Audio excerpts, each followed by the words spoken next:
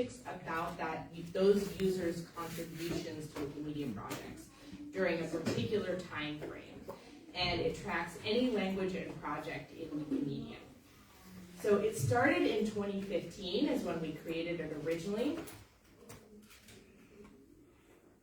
Since then, it's had a steady growth in users.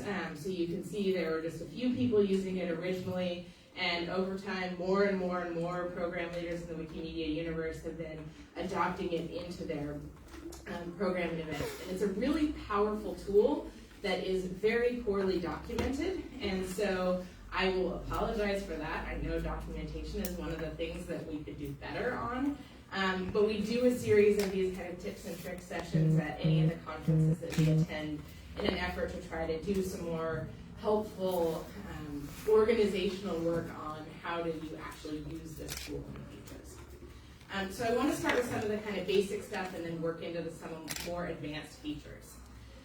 So starting with campaigns. So everything is organized on the dashboard with the idea of a campaign. So your campaign is a group of programs or events that all get blended together.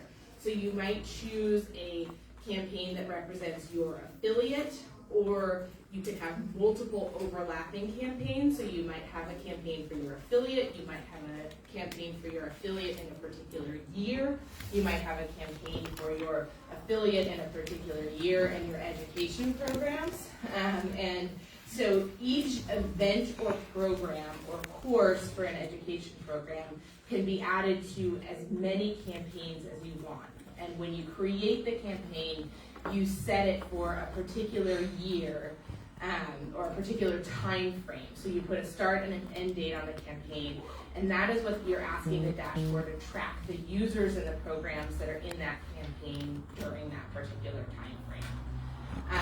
Once you are within a campaign, then you can create individual, what we call course pages. In our version, they're labeled as program pages, event pages. Probably most of us in the education space are using these as course pages.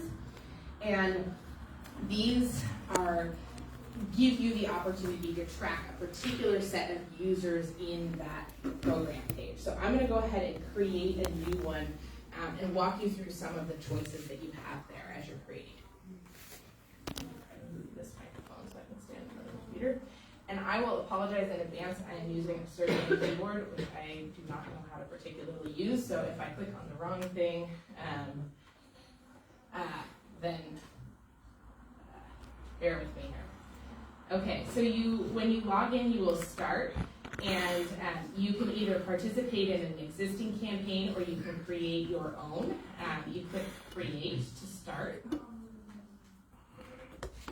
And you have 3 choices of different kinds of campaigns here. And I want to sort of walk you through what each of them are. So a basic program is probably what you would use for an education program. It's any kind of event that is tracking a group of users in that event. An edit-a-thon is a shorter duration one, and it won't make automatic edits on Wiki. So I will get into that a little bit more what that actually means. And then an article scoped program is for typically when you are working with a group of Wikimedians who may be making edits as well, that you are not interested in tracking, you are only interested in tracking their edits to a particular subset of articles. So I will also get into this a little bit later what that actually means. Yeah, one of the questions I had each time is why when you create the campaign, it opens is create an independent program. I always fell into this because you want to create a campaign, not the program. So yeah, you can create a campaign for, the question was why do you create a program first? So ideally you would actually create the campaign first. There's the button to do that on the previous screen here.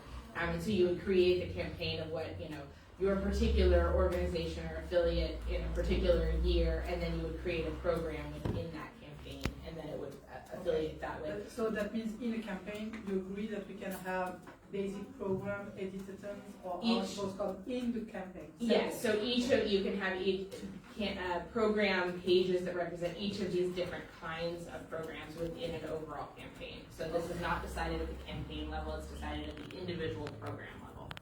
So I'm going to create a basic program here. So we're going to call this EduWiki. Whoops, if I type, we are going to call this EduWiki. And we are going to call this Wikipedia. Oops, and that is not a ampersand, so I'm just going to ignore that. I'm going to put this on English Wikipedia, and this is a test campaign during EduWiki. So there's an ability here to check private program, and this is for if you're interested in only having the program and the information viewable by you as a facilitator. And there was a lot of requests to have this come in for places where there's personal safety issues of having a list of event participants at a particular event. So if that is true for you, you can check this. People can still register for your event and can get listed on the dashboard page, but it will not be visible to all the other event participants or anyone else in the Wikimedia movement. If you don't check this, all of the information of people's usernames will be visible to everyone. So that's the difference between a private and a non-private. The metrics will track, but the private campaign, you will be able to see if you were the facilitator of that particular event, you will be able to see all the usernames, but no one else will. So if you make it private, it's just not visible, and it will not be included in your top-level statistics of the particular campaign. So I'm going to create this as not a private campaign. You can choose the start and end of activity tracking. So I'm going to pretend we started this back in March, and we're going to track it through the end of August. This separate event start and end times is mostly used for editathons. So if you're interested in tracking specifically a start time for an editathon and an end time for an editathon, if you have a timed event that you want to track stuff during that, you can do that. Andrew. Yeah. Are you able to toggle the private or non-private after the fact? Yes, yes. Okay. I'll show you that in a second. Okay, so I'm going to click create my program, or I'm going to click the first button. Okay, so this has created the program, and Andrew's question there is like, are you able to toggle this? Oh dear, this is seems to be being to me, but hopefully that'll be okay. So if you click this edit details button, this is your opportunity to do all kinds of advanced features in here. So you could edit any of the things that we just did. So those would be the start and end time for activity tracking, the home wikis that you're tracking. If you realize you made a typo in the name, you can update the name. And then there's a whole series of other things that you can toggle here. So let me walk through what each of these are. So there's the home wiki, which is sort of the one that you expect the participants to make the majority of edits to.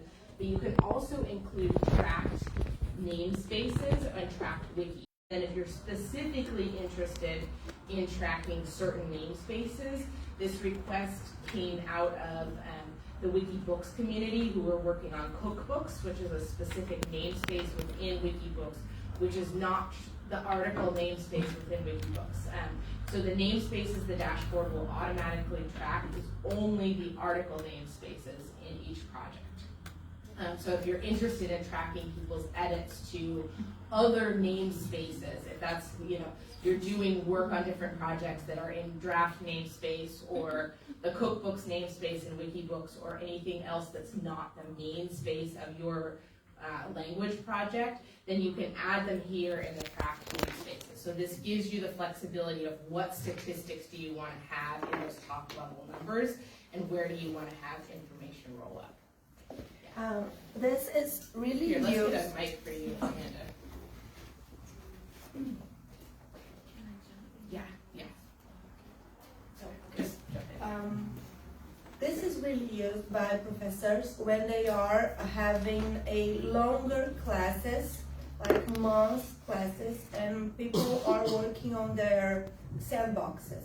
So this enables the teachers and the professors to see what the students are doing in their sandboxes also, not only when they publish the article. So it's a good feature to use when you are having a several month program with the students. Sorry. Yes. What do you put if you want to drag a sample there? Sample? Sandboxes? Yes. Yeah. Is that? And if you click on this drop down, it gives you the options for each of the different. That's amazing. So in this case, because I'm only tracking English Wikipedia, it's giving you so sandboxes would be user space. So in Spanish it would be taller. Yes, if you put Spanish Wikipedia in there, it should give you the documents.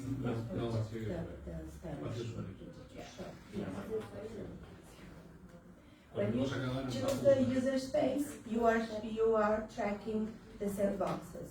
This is tricky to use in editathons, for example, because the number of articles created will be high and will be different, because will be counted the number of sandboxes created. So it's not good to use when we are tracking editathons and having the metrics at an event, for example. So pay attention.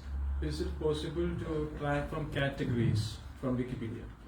I will get to that. Okay, I'll Yes. repeat once again. Yes. Oh, go ahead. In Wikipedia, we have created a category. There are a list of articles to be developed.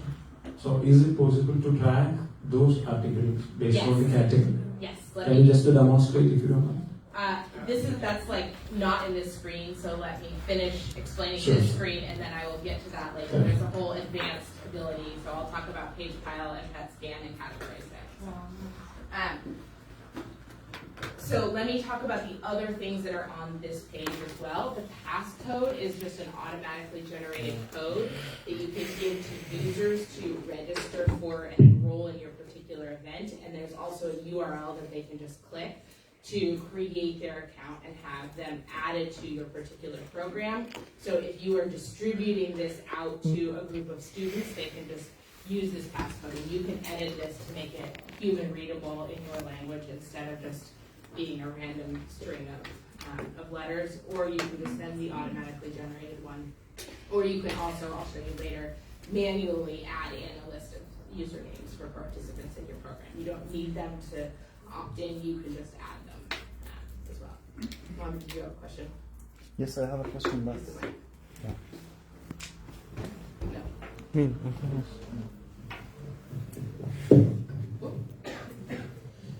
Is it possible to do you mind if you go to the next page namespaces so that we can hear? Do you mind or? it's limited to those Thank you very much. Yes. the most useful one? Yes, ask Sage, I think. That would be a technical question that I don't have the answer to. There is an open hour with Sage next week. Yes, I will get to that as well. That is a great place to ask questions. So I'll bring that up in a second here. Okay, so let me walk through a few other things here. So your event start and end date, this is what you put in before. The type, this is an opportunity if you want to toggle. Go ahead. Yeah, my question is actually regarding the tracking period. Yes. I think you passed it. It's done. Yeah, this is it. So last 2 years we launched a program in Iraq to train students, and we wanted to measure the sustainability of their contributions to Wikimedia.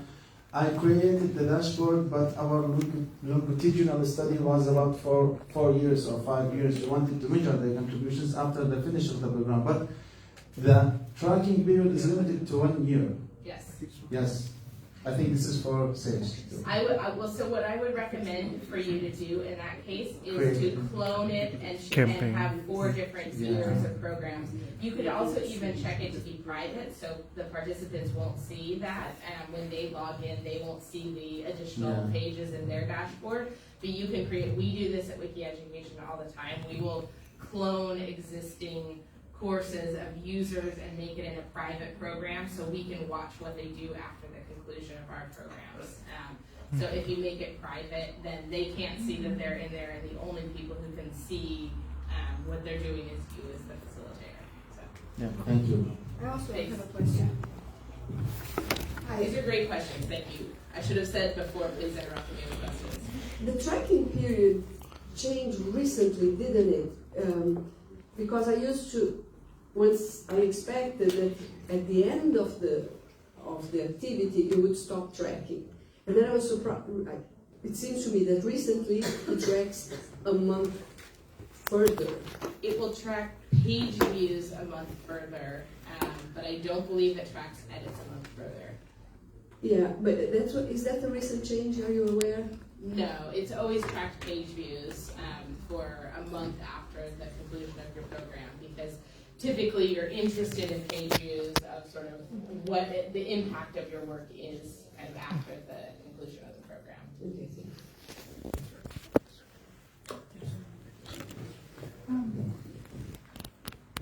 Hey, that goes into two more questions. Yes. So there was this retention thing which was killed some years ago. Yes. But if I clone it and make it invisible, I actually can have the real retention of people. I can see whether they edit afterwards. So that's it's useful information. And then any of these things you are sharing here, I sometimes need to transfer those to our teachers or to people I work with. So what I'm lacking a little bit is, I don't know if it should be a tutorial, online training, I don't know what it should be, what should be the product, but what I'm lacking a lot, that unless I reach out to Sage or I really deep down, dirty, go somewhere down there, try to figure out the informations you are sharing here, I will not figure out like this information that it goes 1 month beyond the views, which was something we thought we were looking for, but we didn't know Dashboard can make it, and that's why I'm using like 3 other tools to get the metrics together, and it just goes nonsense all the time. I'm like so frustrated about it. So is there any plan how to make this accessible to the real people behind this? Yes, I will say I think we fully recognize that a lot of the Dashboard is a very complex tool with a lot of advanced features and not very well documented how to actually use it, and that's something that we would like to work on. I don't have a specific time frame for you of when something will happen, but I recognize and appreciate that the documentation is certainly lacking in this. So,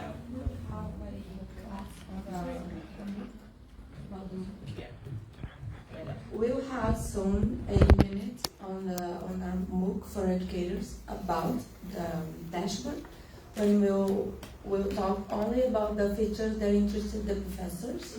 So maybe later you can translate it. Which MOOC then? The MOOC that Wiki Movimento Brasil is building. So it will be at WikiLearn or where it will be? it'll be on Wikiversity. Yeah, on Wikiversity. Okay. I'm sorry. It's about dashboard. So if I understood her correctly, she's asking for a tutorial on how to use the dashboard, and as a first step, linking this recording to your pages could be Absolutely. a contribution. Yes. Yeah. Of course, the shorter the videos, the better. Yes. But in the meantime, it's really big. Okay. Let me move on here. So this type is where if you decide after all you want an article scope program, which I will demonstrate in a few minutes, that is an opportunity for you to toggle between the different choices that you made in the first screen there. This is again where you toggle between private or not. So if you decide you actually want to make this event private, you can turn it to yes, and it will disappear from view from everyone except administrators on the program and events dashboard and you as the facilitator. And then let me get to timeline in a second. The online volunteers, this is if you have community members who are supporting your program, either as ambassadors or some other kind of thing, and you want them to be able to be listed on the course page so participants can contact them or their username, but they don't have the ability to sort of see the real names of students or anything else. They are just then listed as a volunteer who would be able to help students. So you can put in usernames of any community members who are helping out with that. So let me also talk about the timeline here, because this is critically important for education programs. So most editathons don't use this, and this is something that you can only get to through this edit details button. So let me actually show you again how I did that. So when you have created your course page, you will notice it says home, editors, articles, uploads, activity will be the tabs. If you click this edit details button, you can toggle timeline enabled to yes and click save. And what that will do is generate a new tab on the dashboard that says timeline, which will build a week by week interactive timeline of what you would do in your education program course. And so if you are not using timelines for your education program work, I strongly recommend you do that. This is also where you can build in all kinds of trainings. So I'm going to add a particular week here to this. Oh, I need to, hold on. I need to set my timing on my program before I can do this. Okay, hold on. On holiday weeks.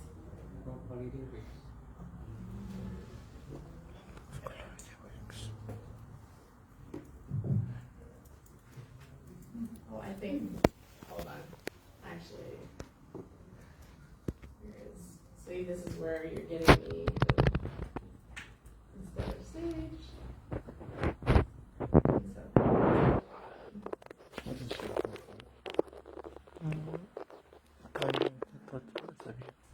Okay, there's some way to do this where we set timeline, or we need to set the, no, okay. Well, see, this is where you're getting the complicated state of, there's some way to do this, and that is not what I need to do. That really got me out of anything I know.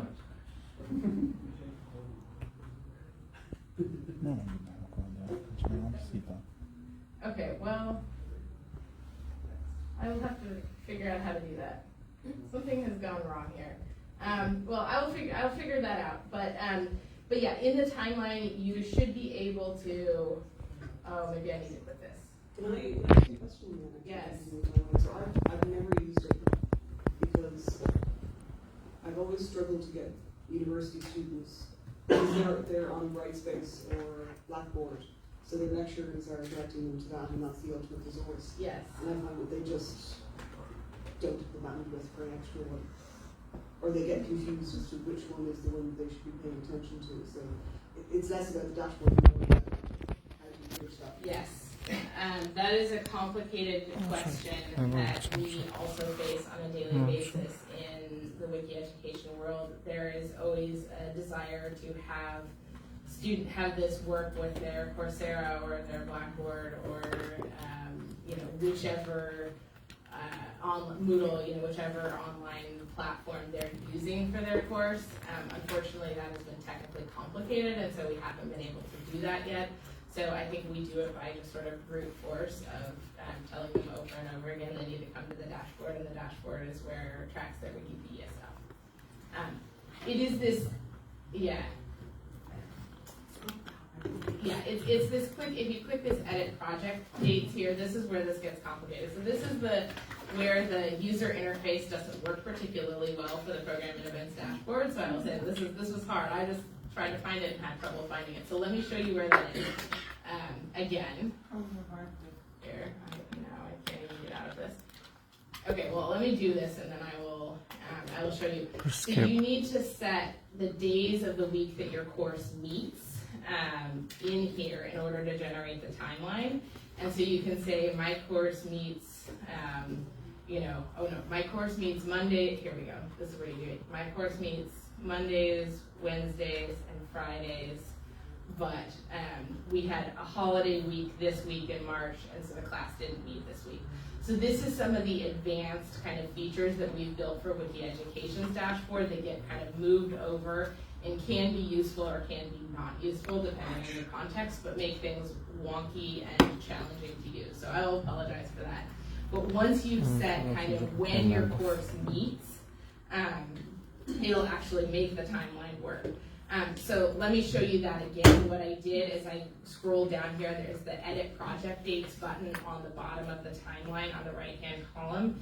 And I clicked that to be able to get this sort of course dates advanced window, and that's where you set the days of the week that your class meets, and then you can set them in there and set your holidays.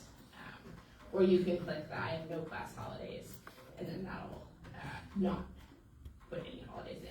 So what those are done is this is based on, for Wiki Education's one, we will generate an entire timeline based on a wizard and things like that. But that's sort of out of the scope of the program and events dashboard because each program is unique and has different ideas, and so it's not something that can just be sort of globalized across all programs. And so this version of it doesn't have that built into it, but the infrastructure behind it is still there. So this makes it really complicated, and I apologize for how confusing this is. And hopefully this is something that can get fixed at some point in the future. But one of the interesting, let me show you, so if you click this button that says add block here, this will enable you to have different kinds of blocks of information in the course. And so you can have either an in-class, so that can be a discussion prompt of what students should do when they're in class. You can have an assignment that they're supposed to do before they come to class that day. You can have a milestone, like every student should have an article in their sandbox completed by this date or something like that. So it'll show up as a milestone on the timeline. I'll show you the handouts and resources in a minute. Or custom, you can just type your own text of whatever you want in there. But particularly the most interesting part of this is the training modules. So I want to show you what these are. And this is a little complicated because the training modules on the program and events dashboard are shared across all languages and all projects and all Wikimedia stuff. So for example, there's also the Keeping Events Safe training that the Trust and Safety team at the Wikimedia Foundation put together for trust and safety people who are going to leading conferences like this. But that's something you probably don't want to assign your students to take who are learning to edit Wikipedia. However, there are some, similarly, dealing with online harassment is maybe not a super relevant course. I mean, maybe it is actually for students, now that I think about it. But you might want to instead choose Wikipedia Essentials as a training module. And if you click Save on this, what this does is it prompts students to then start actually training modules within here. And so if you click over this top link up here is the training link. And if you click on this, this will show you all of the different training resources that are available. So some of them are in English. These Wikipedia training modules are based on Wiki Education's own training modules. And what we did is we took them and removed the Wiki Education بس احنا عندنا اياه مرة ترجم جزء منه. English Wikipedia specific بس things. بدون ما اضيف هاي الكبسة بتقدر تفوت على تدريب مباشر من جوا الداشبورد في كلمة فوق تدريب training. Or you can just straight translate them as is. And so I think here's a tutorial par glams, and I'm not going to try to pronounce that. But you can go in if you want to just directly translate these training modules. These are the basic ones for Wikipedia and then the basic ones for Wikidata as well. These are based on the ones we created for our participants. And let me show you specifically when you go in here, this gives you sort of the core policies and information on this. So if you start these training modules, if you see down at the bottom, there's a link that says Wiki Source at the bottom of each of these training modules. If you click on it, what that does is it opens it up in a page of meta that you can then use Translate Wiki to just translate it into your local language. And so once you've translated, as you can see, there's a lot of languages here, including some great work by a lot of people in this room who have spent hours translating these modules into their own languages. And once you do that, you will then have access to, you need to ping Sage to have them move it back in to make it one of the available languages. But once you've done that, you will have access to these training modules in your own language that you can add to your timeline so that your students can see them and be assigned to actually take them. Any questions on that?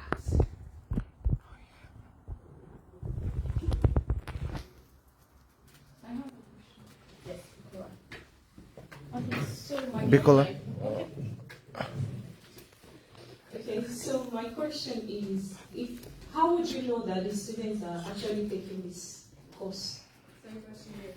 Okay, great. So when you are on your page, you should. And I've lost my course now here. You as the instructor can see whether the student has taken. You can go to the student's user page on the program and events dashboard, and it will give you the list of all of the trainings modules that they have taken, and it will also tell you how many minutes they took to complete it from start to finish. These training modules have quizzes built in that are more knowledge checks. You can't advance to the next slide unless you have the correct answer. So if you answer incorrectly, it makes you go back and choose a different answer. So that's designed pedagogically to get people to actually learn the answer to the question. But everyone finishes with 100% from the perspective. We're trying to make people learn. So you will see in your list of students who has completed which training modules that have been assigned on the page, so you can see that as an instructor. Pass it back to Rebecca.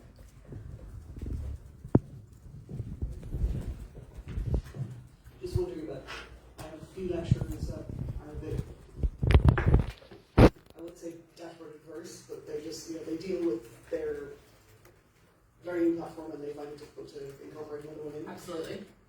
So is there a way to split out those metrics, like one of the downloadable data, or they're just kind of thinking the best thing to kind of verify that students have done it, I can get the students to do a screenshot and then that's something that they have to upload to their main learning environment. Yeah. I mean, when the list of what's termed editors here, if we had students enrolled, right, it would have a full list of their name and then it'll tell, one of 3 training modules completed, right, on this list. Like, ideally, the professor could just log in and look at that one page and see which of their students have completed training modules. If that's too much, then yes, I think asking students to take a screenshot and uploading it, to their other system. I've still been using the Wikipedia adventure because okay. Yes. That has the icon. Yeah. So this would give you can take a screenshot also of this page and say, any other questions on trainings? I'm going to move on. Well, I'm interested in the translation of this into Spanish. So yes. Maybe we have a translator or someone explore. No sé si te interesa. So the dashboard interface itself is yes, it's in Spanish. Yeah. But the trainings. The trainings, yeah. So you would do that on Translate Wiki on Meta, like you would any other Meta content if you've translated things on Meta before. No. Okay. I am not an expert on translating Meta content, but I know there are numerous people in this room who have done a lot of work on that, who I'm sure can be helpful with that. So let me show one other thing in the timeline here. Okay, can one also kind of... Here, wait. Okay, so I was just thinking in the aspect of like, if you have generated a list of articles that you want your students or participants to work on, can one just like hyperlink the meta page to this? You could, but I will show you an even snazzier way of doing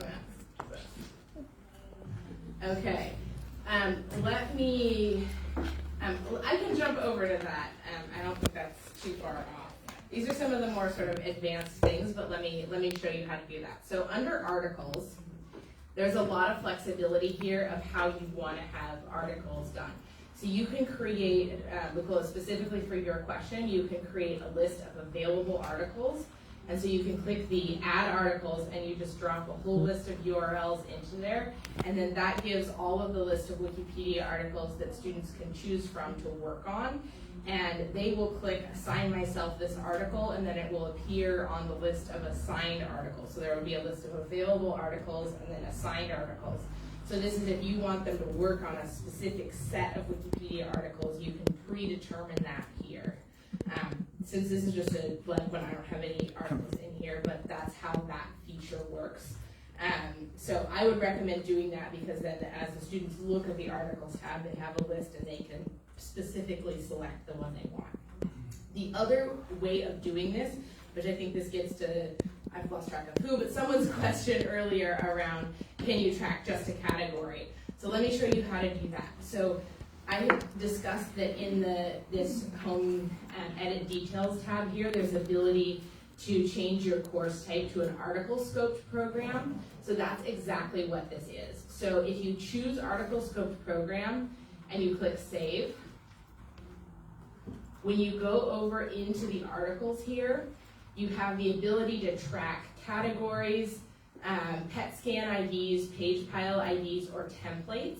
And so this gives you the ability, what this does, it will only track things that are in this, edits to things that are in this particular thing. So for example, if you have created a PET scan, I just did, since we're here in Serbia, I did Serbian women scientists, depth 2. Hamid gave a great overview of PET scan earlier in the session. Hopefully you attended that, and so the PET scan isn't scary. If it is, watch the recording of his talk. But one of the things you'll get is a PET scan ID for each one of your queries. And so what you can do is take this ID and then copy and figure out where that thing is. You can click add PET scan ID, and I can paste this PET scan ID in here.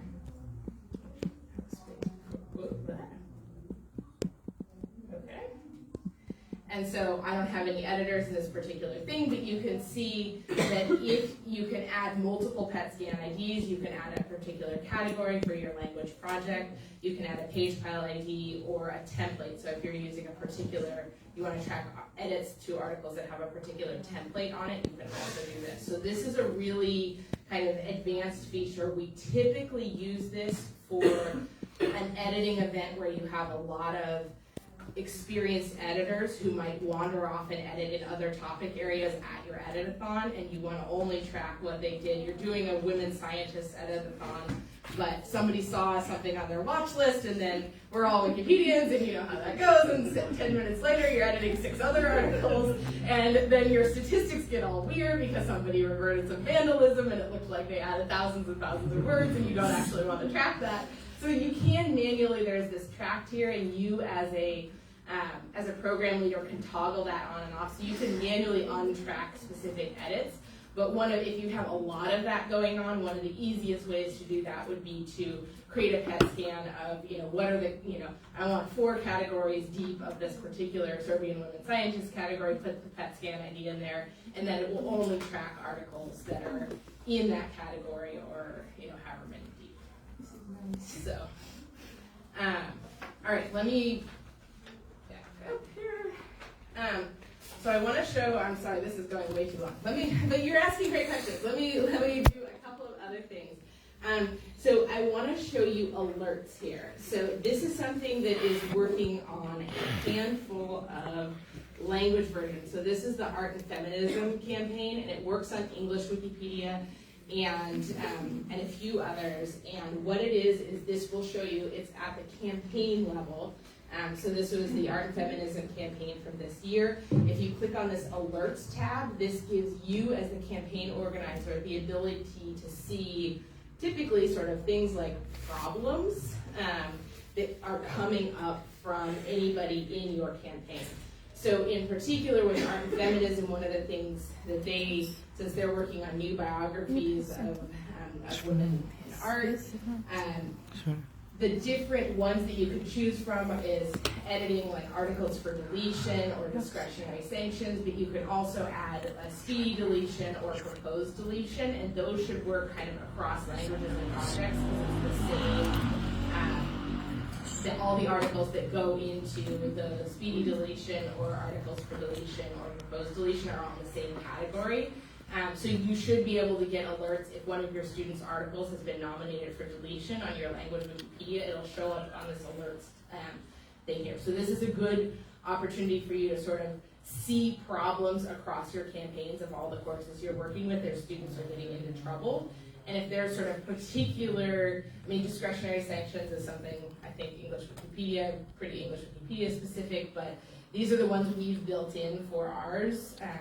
So we have sort of productive course where they're suddenly doing a lot of work and maybe you want to pay attention to what they're doing, or They nominated their article for good article on English Wikipedia. So these are some of these are very English Wikipedia specific because they've been built for Wiki Education's program, but I know there's a lot of parallels between some of these processes on your language Wikipedias. And we can add additional kind of alerts for people to track on your language Wikipedia if this is something that you want to use. But we find this with blocked user, particularly if one of our students gets blocked, we get an alert then about that, and that could be a good opportunity for you to just realize there's a problem and jump in and investigate.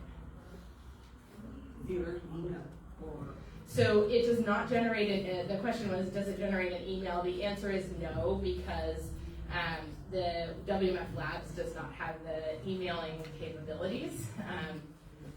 So yes, I wish it did. Wiki Educations does for us, but because this is hosted on Labs and it doesn't have the ability to email, that doesn't work. So let me also do a couple of other quick things here, and then I want to make sure I give time for Amanda. So on the home tab of your campaign, I'm going to use Art and Feminism as an example here because they actually have statistics. So there's both the sort of, okay, there we go. There's both the sort of high-level statistics here of kind of edits to Wikipedia. There's Wikidata specific statistics here, so they did some Wikidata edits as part of this campaign this year. But one of the things you can do is it gives you the ability to download statistics. And so this gives you a CSV download that gives you all kinds of advanced information about your program, including information about users and their edits and those kind of things. It's all the dashboard statistics, but in a CSV file. So this can be helpful if you're integrating this with other tools, or you're interested in doing some sort of additional analysis in Excel, or you're doing academic research on student editing patterns. That CSV will be really helpful in sort of pulling all the things the dashboard generates out as a CSV then to use in other tools. And then let me show you one other thing while I'm on the Art and Feminism one, which is, oh dear, we will go into an individual. They did too much work and it didn't do it. So let's see here. We need to go into articles. This actually shows you this, the different user space tracking here that I talked about before. This is an example of how it's turned on in the campaign and what it looks like. So you can toggle between what did this program do in English main space, English user space, Wikidata main space, those kinds of things. So in the articles, this looks like it's mostly commons. Hopefully they had an actual article here. I picked the wrong one to look at. This is where you're always supposed to pick this before you get up here. بس مسألة أنا بعرف كيف بس ناس خيارات بس ما شاء الله شيء مرتب في شهر والداشبورد. أنا بستخدم الفيجوال بيسك على إكسل مشان أطلع إحصائيات. بالله حشاوة بدنا التلخيص. بدنا الملخص كيف أقول أعطينا الملخصات. Data, that's not helpful. The thing I'm trying to show is for Wikipedia. Okay. Here, this should work, I think. Yes. Okay, here we go. Okay, so let me show you this. This is a little icon here that is called the authorship highlighting icon. This works in 14 languages. Hopefully this was French is one of them, I believe. Yes. So what is happening here is you can see if this brings up a view of the particular article within the dashboard, and then if you scroll down, it should, the info boxes don't render very well, but you can see the entire